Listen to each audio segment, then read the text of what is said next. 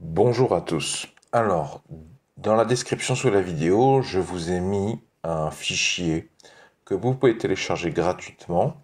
Il vous suffit d'installer le logiciel Calc de la suite LibreOffice. C'est le tableur de la suite LibreOffice.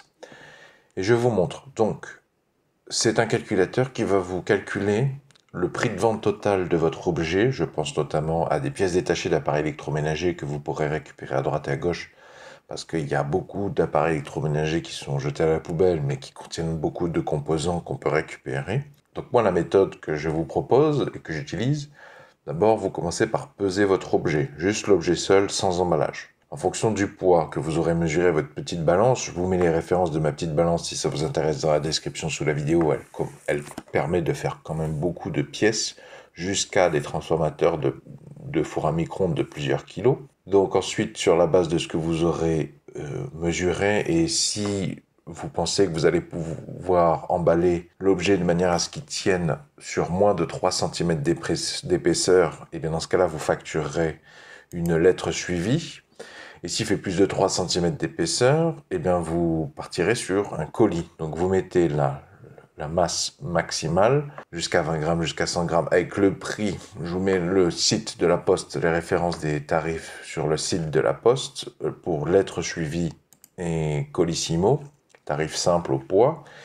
Attention, si vous êtes en 2023-2024, les prix auront certainement changé. Il faut aller vérifier l'information à la source. Donc vous mettez ce que vous avez convenu, que vous paierez comme emballage, comme livraison, le coût correspondant, donc là, ce serait un colis de 500 grammes, je pars sur 6,55 €. Dans cette colonne, vous mettez le bénéfice que vous souhaitez. C'est à vous de voir en fonction de l'éloignement de la poste, de si vous y allez à pied. J'espère que vous pourrez y aller à pied, parce que si vous avez frais de carburant, c'est tout de suite plus compliqué. Et ça va vous calculer. Donc, si vous avez juste à renseigner ça, le coût de la livraison, le bénéfice que vous voulez faire, et ça va vous calculer la commission d'eBay, la commission de PayPal et le prix de vente total. Donc le plus intéressant, c'est ça, parce que c'est ce prix que vous allez mettre sur l'annonce.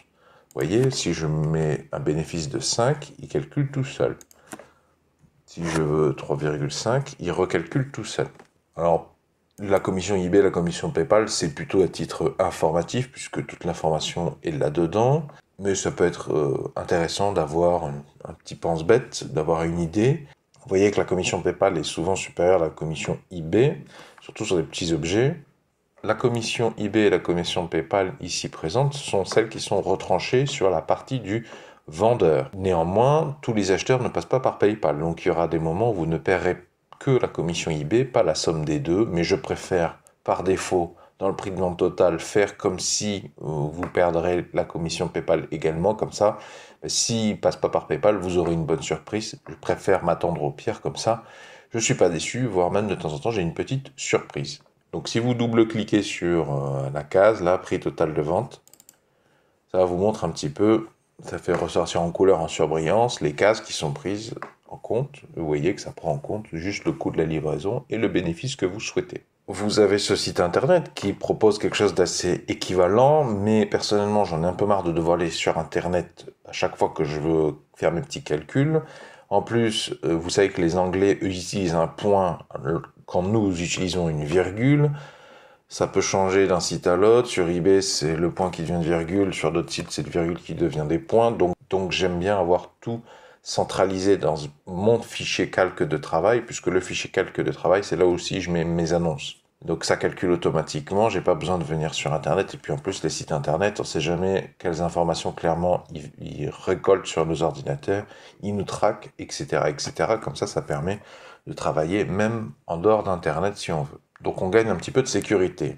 Alors, pour ceux qui veulent des précisions sur le calcul, bon, j'ai appelé X petit 1, X indice 1, le prix de vente final de mon produit tel que va le payer l'acheteur sur eBay. Donc, le prix final en question, c'est égal à une somme de 8% du prix final. Ça, c'est la commission eBay. En plus, donc vient s'ajouter à ça 0,35 plus 2,9% de X1, le prix de vente final. Ça, c'est la commission PayPal. PayPal, ils se prennent 35 centimes d'euros plus 2,9% du prix final alors que eBay prend 8%, plus ce que ça te coûte de livrer, donc ça c'est notamment Colissimo ou les emballages, moi j'aime beaucoup les emballages prêts à poster de la Poste, plus le bénéfice. Donc ça c'est toi ce que tu veux gagner sur ta vente. Donc ça, tout ça additionné, c'est égal au prix de vente final. Alors certes, là, ça c'est la commission PayPal, tout le monde ne passe pas par PayPal.